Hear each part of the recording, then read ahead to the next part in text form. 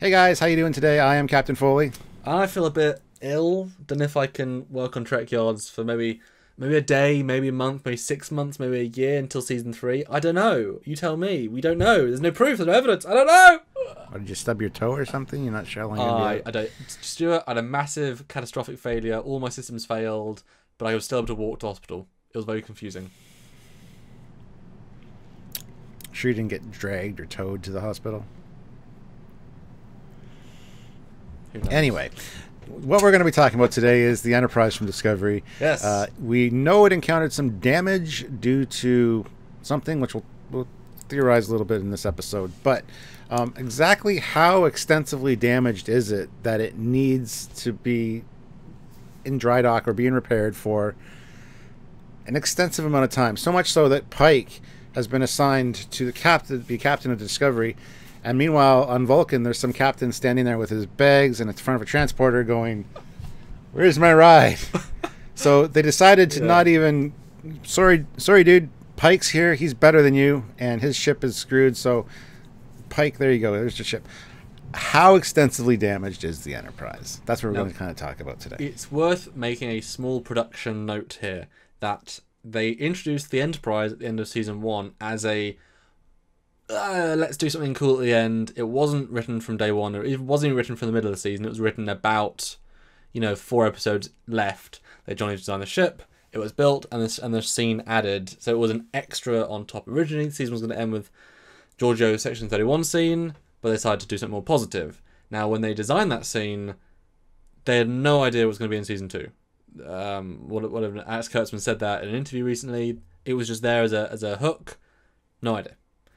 And as we see in the episode, fully functional, not a problem, on its own power, la la la. We talked about this last week, that them calling out no systems working except life support is a bit of a problem. And it's funny, there's an article actually today that was released where they pointed out that the timeline of the Enterprise even makes less sense, because they were able to get signals to and from Earth from Take Command Discovery, despite dealing with the red orbs. He was sent to deal with the red thing, got disabled by them, and yet was able to send a signal to Earth and back, despite having no systems online, to get command, and then also get to them despite having no power.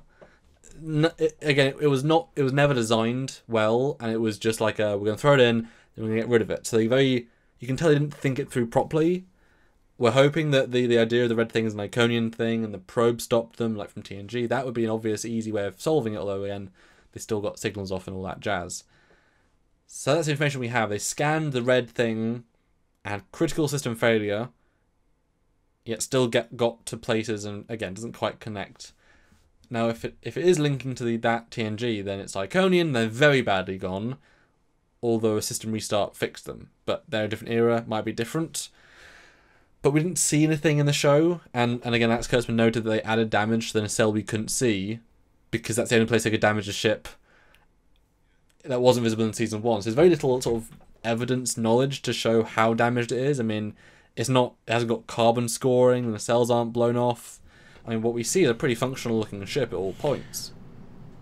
Yeah, well, one of the things we kind of speculated on, too, is the fact that possibly Spock sabotaged the Enterprise. But now that we find out he's in a mental institution, not sure that's the case. But originally we thought that maybe if the ship decided to scan one of the red things that he was going to investigate, that the systems would shut down. He had enough knowledge of the ship. Yeah. He had enough technical know-how to do that, sure, to disable the ship without actually hurting anybody. Yes. But making it pretty extensive. So if that's the case, that'd be cool, but I don't think that is the case. Like you said, they scanned the red thing, had some systems failures, but it must be pretty extensive. I know there is a little bit of damage on the nacelle, on the one side of the nacelles that we didn't see at the end of season 1, because it was on the other side of the nacelle, obviously. That's all they could do. Yeah.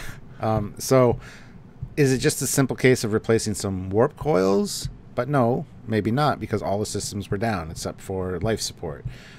So is it a complete overhaul of the computer system that's needed? Are circuits fried ship-wide? That would make sense for an extensive overhaul.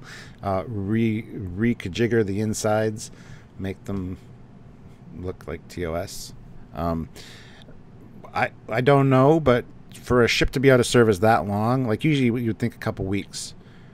at the most for that, and you wouldn't assign your captain to another ship for a couple weeks. And we say how long, but in episode 1 they say we don't know when it'll be back repaired. That's what engineers say. That's a hefty thing to say.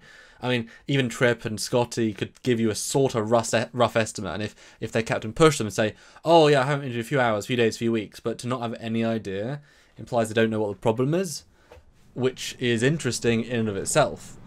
Unless Starfleet stepped in and said, you know what, guys, maybe we should try a new experimental overhaul on this thing, a refit. Yeah. Let's pull it in for that. It'll be a couple months at least. Don't want you at Starbase for a couple months, Pike. Why don't you take command of the Discovery for now? We will be in touch. It's kind of like taking your car to the garage and they're like, yeah, we don't know what, It's not worth fixing it. Let's just improve it. Let's just replace parts. Well, no, it's true. Yeah. I mean, this ship is 5 years out of date in terms of its modern tech. So if you know these ships are your most capable ships in general, well, I mean, just replacing the weapon turrets is going to take a little while. And if you know you need that because the Klingon are still a possible problem and the red things could be anything, so you can imagine just a simple weapons overhaul would take a little bit of time, and you could guesstimate however long, but these are new systems in old systems, so it might not be as literal. But I'm trying to wonder though. I mean, the ship looked fine. It did. So I don't think there's any. It wasn't. The damage is internal. My assumption, and an interesting way of making the power situation make sense, is that if the warp core itself is the piece of tech that is got a flaw, and it was like siphoning off power as they went, so they were able to have power in certain systems like communications to talk to Starfleet to get word, and then warp to Earth, but they knew they could only get so far, and then they just got as far as they could. Then they sent the distress signal with power they had, and then they actually used the last of their power to impulse into the Enterprise, to the Discovery, to meet them, and then the power just ran out because they ran out. And then emergency backups were enough for life support, emergency things. They meant obviously environmental, so life support and gravity and classic stuff like that. So if it's a warp core, then I don't know if they have a spare Connie warp core lying around, and even that you have to completely undo the bolt. It shouldn't necessarily just be plug and play. It could be, but it also doesn't necessarily be, and maybe like it corrupted the conduit. So imagine doing a full EPS conduit thing. That would be annoying. I wonder if all the plasma things in the struts are fried, so they need to replace the struts. Yeah, exactly. Yeah. Oh yeah. Brilliant.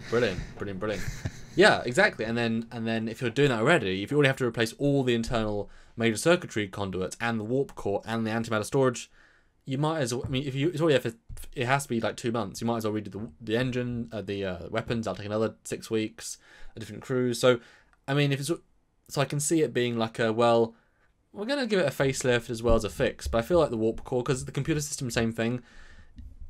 You could just reset it, reinstall Windows. I mean, the computer system's a little bit easier than hardware. Not if it burned out systems ship wide. Absolutely, that's rated to hardware though. Specifically, if it's just software based, then that should be much easier. I mean, taking out the computer core, putting a new one, far easier than replacing all of the internal mechanisms. So I bet it's something to do with the warp core, and that would explain the power thing. I mean, again, they didn't think this through. You can tell.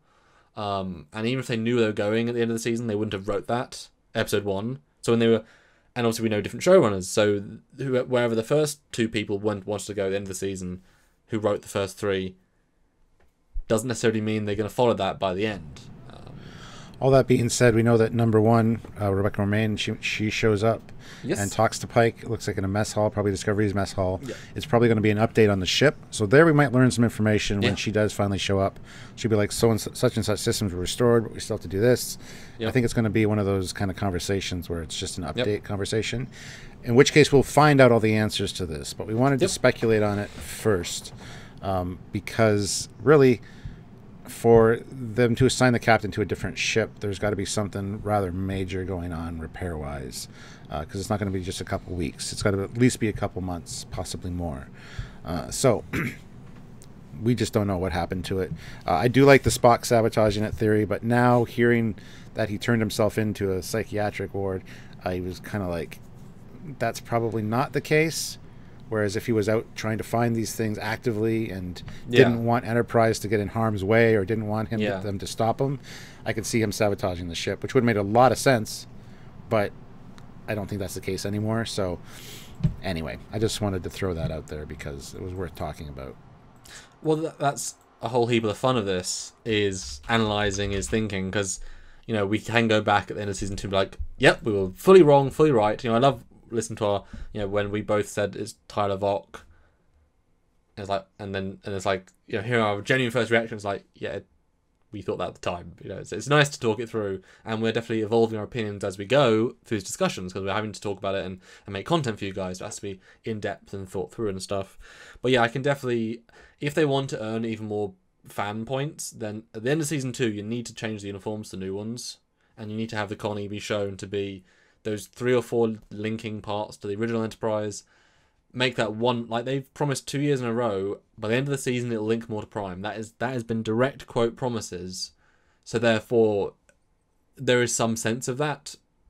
If they were to do that, it'd be a really easy thing, and they would look very smart in the Discovery era TOS uniforms. They look better than the other ones. They're great, and that would be a nice step forward. And just to see the kind of straight struts. I mean, this is their chance. They sort of walked themselves into the ability to fix it. You know, so yeah, it should be that damage. It needs a pretty hefty refit, remodel. Yeah, you know, we need to have faith of the heart that they're going to do that. They're going to tie things together and repaint the hull. Yes. Yeah. All right, guys. What are your thoughts? What do you think about the Enterprise damage? Were you surprised that it was life support only in episode 1? When it was clearly like swooping in nicely and gracefully with everything lit up. But do you like my idea about the power running out and it was like a last? Yeah, absolutely. Yeah. It's like coasting your car into the driveway, knowing it won't start again because your battery's screwed. So once it's off, it's off.